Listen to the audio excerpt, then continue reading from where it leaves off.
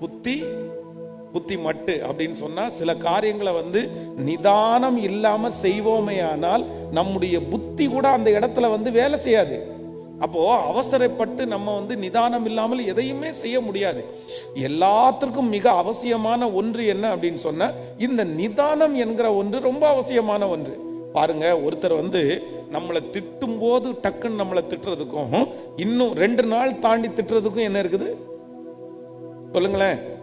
ஒருத்தர் நம்மோட சண்டை போடுறாங்க, சண்டை போடுற அந்த நிமிஷத்திலேயே அவங்களோட நீங்க சண்டை போடுறதுக்கும், சரி சண்டை போட்டு முடிச்ச உடனே 2 நாள் தாண்டி உன்னை திட்டுறேன்டா, யோசிச்சு திட்டுறேன்டா அப்படின்னு சொல்லிட்டு நீங்க யோசிக்கிறதுக்கு 2 நாள் டைம் எடுக்கும் போது, 3வது நாள் கண்டிப்பா அவனை நம்ம நினைச்சிருக்கிற அளவுக்கு என்ன பண்ண மாட்டோம்.